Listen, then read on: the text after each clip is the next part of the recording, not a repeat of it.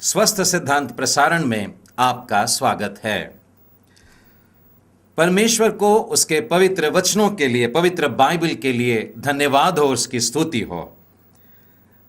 परमेश्वर का पवित्र वचन हमें सिखाता है कि हमें क्या करना है और साथ साथ यह भी बताता है कि उसे हमें कैसे करना चाहिए। पवित्र बाइबल वर्णनात्मक पुस्तक है और साथ ही साथ आदेशात्मक पुस्तक भी है। यह एक धर्मशास्त्रीय पुस्तक है जो हमें विश्वास करना सिखाती है और साथ ही साथ व्यवहारिक भी है कि हमें कैसे बर्ताव करना है, यह भी हमें सिखाती है। हम जिस विषय पर मनन कर रहे हैं वो है पश्चाताप, रिपेंटेंस। और बीते सप्ताहों में हमने जिस पाठ पर मनन किया है, हाउ नॉट टू रिपेंट, पश्चाताप कैसे न करें। अब तक हम लोगों ने 3 पाठ पर मनन कर चुके हैं। पश्चाताप केवल न्याय से बचने के लिए न करें। दूसरा, अपने धार्मिकता के कार्यों पर निर्भर न रहें। पिछले सप्ताह हम लोगों ने तीसरा पाठ पढ़ा था और वो था पश्चाताप को अपने विश्वास और अपने कर्मों से अलग न करें। आज हम लोग चौथे पाठ की ओर बढ़ रहे हैं और यह विषय है अपने पाप अंगीकार में अस्पष्ट न रहें। पश्चाताप कैसे न करें। चौथा पाठ, अपने पाप अंगीकार में रहें। प्रियो, सिर्फ इतना कहना काफी नहीं होगा कि हे परमेश्वर मुझ पापी पर दया कर।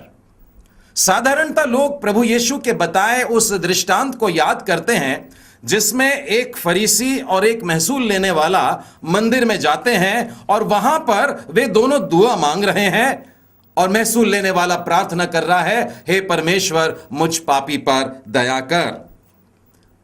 यह दृष्टांत जो हमें के 18वें अध्याय में मिलता है, हमें पश्चाताप सिखाने के लिए नहीं, परंतु इसी अध्याय के आरंभ के भाग में देखें, प्रभु यीशु ने देखा वहां पर कुछ ऐसे लोगों का भी समूह था जो अपने आप को धर्मी समझ रहा था और दूसरों को तुच्छ समझता था।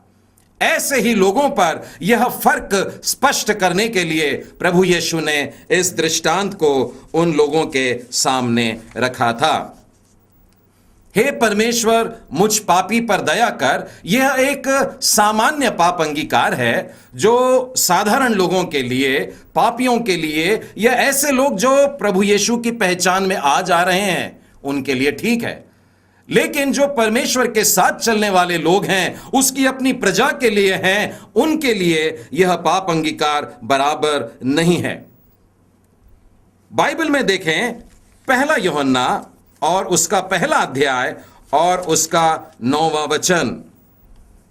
प्रेरित यूहन्ना के शब्द हैं, यदि हम अपने पापों को मान लें, यदि हम अपने पापों को मान लें। यूहन्ना अपने आप को भी उसमें शामिल कर रहा है। वो कहता है हम अपने पापों को मान लें तो वह हमारे पापों को क्षमा करने और हमें सब अधर्म से शुद्ध करने में विश्वास योग्य और धर्मी है।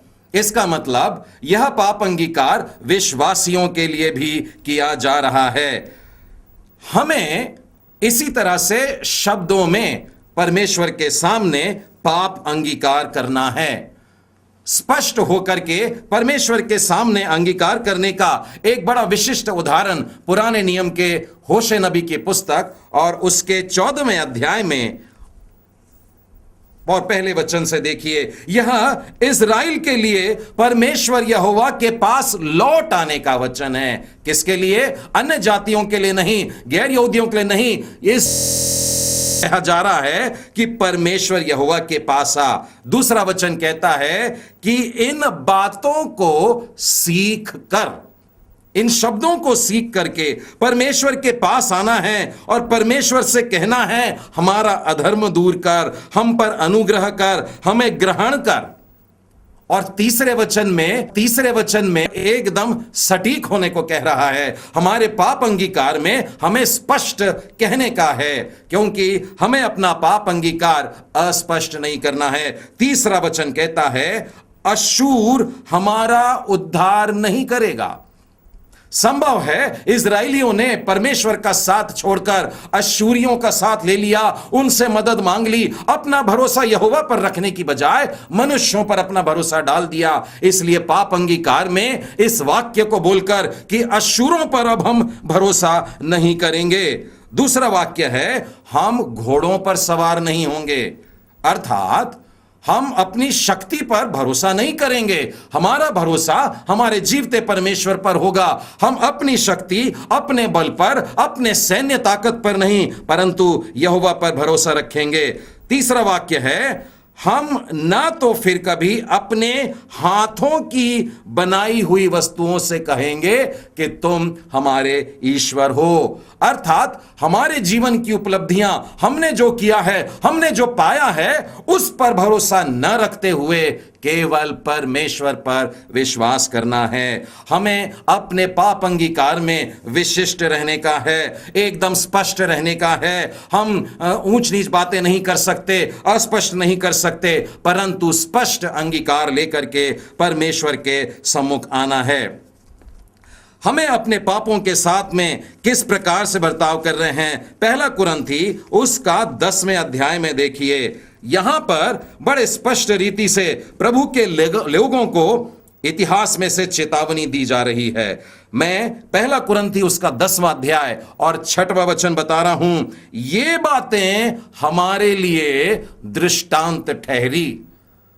इसी अध्याय के 11वें वचन में वो फिर कहता है परंतु ये सब बातें जो उन पर पड़ी दृष्टांत की रीति पर थी। ये कौन सी बातों के बारे में कह रहा है? 10वें अध्याय में पहले 5 वचन में दिखाई देता है। जब मिस्र देश की बंधुआई में से निकले, हमारे बाप दादा बादल के नीचे चले आ रहे थे, वे समुद्र के बीच से पार होकर के निकले। सब ने मूसा का उस समुद्र में बपतिस्मा लिया, सब ने आत्मिक भोजन किया और एक ही आत्मिक चट्टान से पी रहे थे, परंतु परमेश्वर उनमें से बहुतों से प्रसन्न नहीं हुआ और वे जंगल में ढेर हो गए। परमेश्वर के लोग हैं और ये सारी घटना आज हमारे लिए दृष्टांत के रीति पर है और हमसे कहा जा रहा है। देखिए पौलुस प्रेरित कितना स्पष्ट कहते हैं, जैसा लालच उन्होंने किया था वैसा हम ना करें, जैसे मूर्ति पूजा उन्होंने किया था वैसा हम न करें। 8वें वचन में लिखा है, जैसा वे विचार उनमें से कितनों ने किया वैसा हम ना करें। 9वें वचन में लिखा है, जैसे उनमें से बहुतों ने प्रभु को परखा वैसे हम ना परखें। और 10वें वचन में लिखा है, और ना तो तुम कुड़कुड़ाओ जैसे कि उनमें से कितने कुड़कुड़ाए और नष्ट हो गए। पौलुस प्रेरित चाहते तो ऐसे ही लिख देते, लालच मत करना, मूर्ति पूजा मत करना, व्यभिचार मत करना, प्रभु को मत परखना, कुड़कुड़ाना मत, एक के बाद एक सब कुछ लिखे चले जाते। लेकिन पौलुस प्रेरित भी हमें परमेश्वर के वचन के द्वारा यह बात को सिखाना चाह रहे हैं कि हमें अपने पाप अंगीकार में एकदम स्पष्ट रहने का है। जैसा उन्होंने किया था वैसा अब मैं नहीं करूंगा। इस रीति से ये बातें हम विश्वासियों के लिए कही जाती है। अपने पाप अंगीकार में हम स्पष्ट हो सकें, इसके लिए बाइबल हमारी सहायता करती है। बाइबल में जगह जगह पर पाप की सूचियां दी हुई हैं। मैं उनमें से आपको कुछ पढ़कर बताना चाहता हूं। नीति वचन के 6वें अध्याय में और 16वें वचन के आगे ऐसा लिखा है कि ऐसी 6 बातें हैं जिससे परमेश्वर बैर रखता है, वरन 7 बातें हैं जो परमेश्वर जिनसे घृणा करता है। घमंड से चढ़ी हुई आंखें, झूठ बोलने वाली जीभ, निर्दोष का लहू बहाने वाले हाथ, अनर्थ कल्पना गढ़ने वाला मन, बुराई करने को वेग से दौड़ने वाले पांव, झूठ बोलने वाला साक्षी और भाइयों के बीच में झगड़ा उत्पन्न करने वाला मनुष्य। यहां पर 7 गलत कामों की, पापों की सूची हमारे सामने नीति वचन में हमें पढ़ने में मिलती है। इसी प्रकार से मरकुस रचित सुसमाचार के 7वें अध्याय में और उसके 21वें वचन से आगे यहां लिखा है, मनुष्य के मन में बुरे बुरे विचार, वे विचार, चोरी, हत्या, और ऐसे करते करते 13 पाप की सूची हमको यहां पर पढ़ने को मिलती है। उसी तरह से रोमियो के नाम पौलुस प्रेरित की पत्री और उसके पहले अध्याय में 29वें वचन के आगे लिखा है कि वे सब प्रकार के अधर्म और दुष्टता और लोभ और बैर भाव और एक के बाद ऐसे करते करते 22 गलत कामों की सूची, पाप की सूची वहां पर दी गई है। और इसी तरह से एक और स्थान में देखिएगा, गलातियों की पुस्तक और उसके 5वें अध्याय में और 19वें वचन से आगे यहां पर 17 पापों की सूची दी गई है, जहां लिखा है शरीर के काम तो प्रकट हैं, अर्थात व्यभिचार, गंदे काम, लुचपन, मूर्ति पूजा, टोना, और ऐसे करते करते 17 पापों को वो बता रहा है। दूसरा तिमोथेयुस उसका 3रा अध्याय और उसके दूसरे वचन के आगे भी यहां 18 पापों की सूची हमें मिलती है। क्योंकि मनुष्य स्वार्थी है, लोभी है, डींग मारी, अभिमानी, निंदक, माता पिता की आज्ञा टालने वाले, सब प्रकार के जितने भी गलत काम हो सकते थे, एक एक प्रकार की यहां पर सूचियों के कुछ नमूने दिए हैं। बाइबल में और भी जगह आपको इस प्रकार की बातें मिल सकती हैं। आप इन बातों की सूची बना करके अपने पाप अंगीकार के समय उसमें से क्या कर सकते हैं कि मेरे अंदर कहीं ऐसी बात तो नहीं है। परमेश्वर का वचन हमें पाप अंगीकार करने के लिए भी सहायता करता है। पूरा के पूरा परमेश्वर का वचन भी हमारे जीवन को इस प्रकार से खुला करके रखता है, उसी तरह से जैसे मानो मैं आईने के सामने खड़ा रहता हूं और अपने चेहरे को देख करके उसमें की त्रुटियां दूर करना चाहता हूं। परमेश्वर का वचन मेरे जीवन के अंदर की गंदगी को मेरे सामने रखता है, एक दर्पण के मानन मेरे जीवन को आर पार दिखाता है। परमेश्वर के वचन में भजन संहिता का 19वां अध्याय और उसके 11वें और 12वें वचन में वो बताता है, परमेश्वर के वचन के द्वारा उसका दास चिताया जाता है, उनके पालन करने से बड़ा प्रतिफल मिलता है। 12वां वचन कहता है, अपनी भूल चूक को कौन समझ सकता है और गुप्त पापों से तू मुझे छुड़ा सकता है। परमेश्वर का वचन हमारे जीवन के अंदर की सारी बातों को निकाल करके हमारे सामने रखता है। मेरे मित्रों, परमेश्वर के वचनों की सहायता से अपने पाप अंगीकार को एक रोज की आदत बनाएं। 10 आज्ञाओं की सूची भी आप लोगों को मालूम है।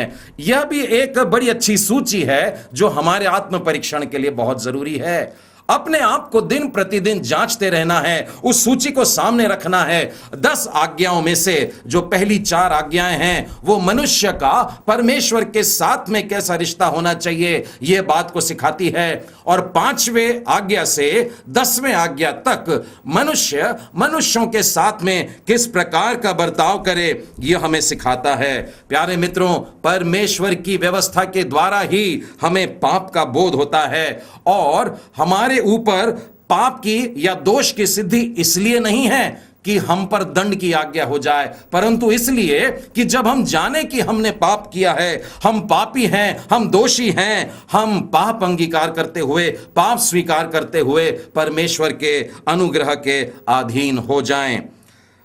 हम लोग हमारे शिविरों में अपने साथियों को इस प्रकार की एक लंबी चौड़ी सूची दिया करते थे, जिसमें वे अपने जीवन के गलत कामों को देख करके उनको छूटने के लिए उस पर दिया करते थे, और इस प्रकार से मानो अपने जीवन की ओवर ऑयलिंग जिसे कहते हैं, अपने आप को फिर एक बार नई ताकत में ला करके संभाल लेना। इसलिए मेरे मित्रों, आत्म परीक्षण हमारे जीवन का प्रतिदिन का कार्य बन जाना चाहिए। बाइबल पश्चाताप के लिए बहुत से उदाहरण देती है। पश्चाताप की व्यक्तिगत वाली प्रार्थना भी बाइबल में हमें मिलती है। पश्चाताप के लिए राष्ट्र की प्रार्थना भी हम जानते हैं। भजन संहिता का 51वां अध्याय अगर हम देखें, यहां पर दाऊद प्रार्थना कर रहा है। यह व्यक्तिगत पश्चाताप की प्रार्थना है। हे परमेश्वर, अपनी करुणा के अनुसार मुझ पर अनुग्रह कर, अपनी बड़ी दया के अनुसार मेरे अपराधों को मिटा दे, मुझे भली भांति धोकर मेरा अधर्म दूर कर, मेरा पाप छुड़ाकर मुझे शुद्ध कर। मैं तो अपने अपराधों को जानता हूं, मेरा पाप निरंतर मेरी आंखों के सामने रहता है। मैंने केवल तेरे ही विरुद्ध पाप किया। यह पूरा अध्याय अगर हम पढ़ते हैं मेरे मित्रों, पश्चाताप की प्रार्थना है, दाऊद की प्रार्थना है। वो अपने लिए प्रार्थना कर रहा है, अपने लिए पश्चाताप की प्रार्थना कर रहा है, वो पाप अंगीकार कर रहा है और अपने जीवन के एक एक बात को विशिष्ट रीति से सामने लाकर प्रभु के सामने में रखता है।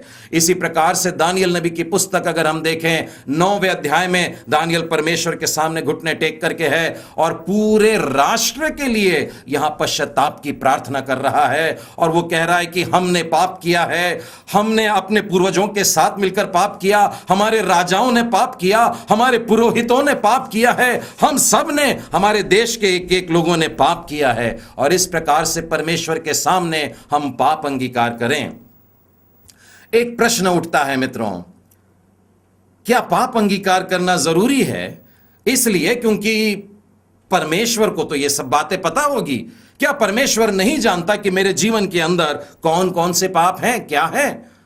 परमेश्वर बेशक जानता है मेरे मित्रों, लेकिन परमेश्वर चाहता है कि हम इस बात को अपने जुबान से कह करके इस बात को माने कि हम पापी हैं और पाप में जीवन में जी रहे हैं। क्योंकि हमारा पाप अंगीकार हमें अपने प्रभु के साथ में एक ताजे, एक नए रिश्ते के साथ में लाकर खड़ा करता है और हमें एक नई स्फूर्ति का जीवन फिर एक बार प्रदान करता है। अदन की बारी में चलते हैं। उत्पत्ति के 3रे अध्याय में परमेश्वर वहां पर आकर के पुकार रहे थे, आदम आदम तू कहां है? क्या परमेश्वर नहीं जानता था कि आदम इस समय कहां है? परमेश्वर जानता था कि आदम किस झाड़ी के पीछे छुपा है। परमेश्वर जानता था कि वो किस पेड़ के पीछे है। परमेश्वर जानता था कि वो गलत काम भी किया है, इसीलिए छुपा है। परंतु परमेश्वर चाहता था कि आदम इस बात को जाने कि उसने पाप किया है, वो इस बात को जाने कि वो छुपा हुआ है। इसीलिए परमेश्वर आदम से पूछ रहे थे कि तू कहां है।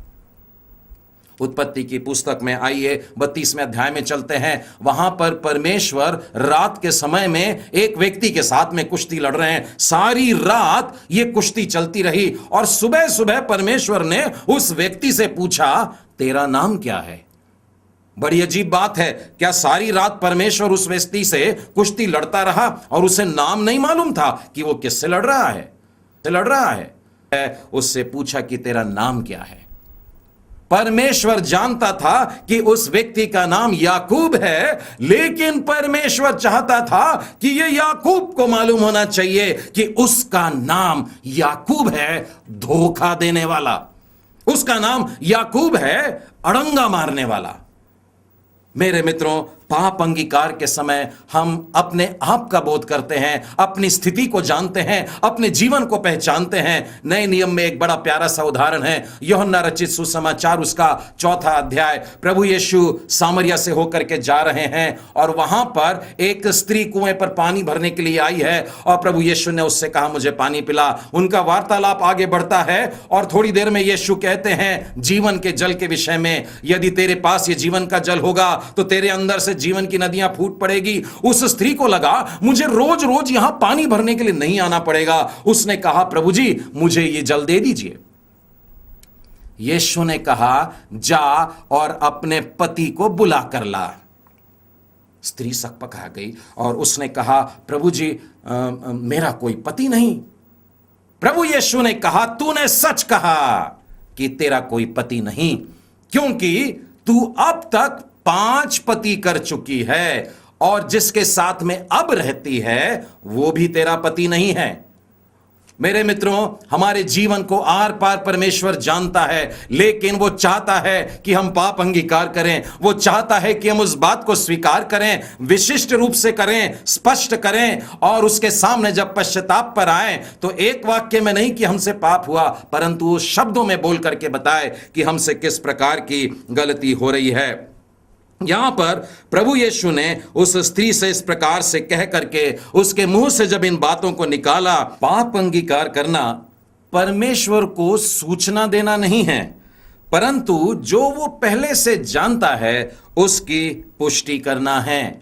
साधारणतः मनुष्य एक के बाद एक लगातार पाप करता चला जाता है और मानो हर रात को वो एक वाक्य में कह पड़ता है कि मेरे पापों को क्षमा कर। हम खुदरा में पाप करते चले जाते हैं और थोक में परमेश्वर से माफी मांग लेते हैं। ऐसा नहीं होना चाहिए। हमारे पाप अंगीकार में हमें विशिष्ट रहना है, स्पष्ट रहना है। एक एक पाप को अलग से हमें बोलकर परमेश्वर से अपने गुनाहों की क्षमा मांगना है, क्योंकि जब हम एक एक करके इस प्रकार से अपनी गलती को स्वीकार करते हैं, केवल तब ही हम उस पाप की जड़ तक पहुंच सकते हैं और उसको अपने जीवन से निकाल फेंक सकते हैं। नीति वचन के 28वें अध्याय के 13वें वचन में लिखा है कि जो मनुष्य अपने अपराध को छिपा के रखता है वो सफल नहीं होता है। हमारे जीवन की असफलताओं का कारण यहां स्पष्ट होता है मेरे मित्रों। हमने अपने अपराधों को छिपा छिपा करके रखा है और इसीलिए हम सफल नहीं हो पा रहे हैं। इन सब को निकाल फेंकने के लिए बहुत जरूरी है कि हम पाप अंगीकार विशिष्ट रूप से करें। हम जब पश्चाताप करें और पाप अंगीकार करें तो अस्पष्ट न बोलें। पश्चाताप कैसे न करें? पाप अंगीकार करते समय अस्पष्ट न रहें।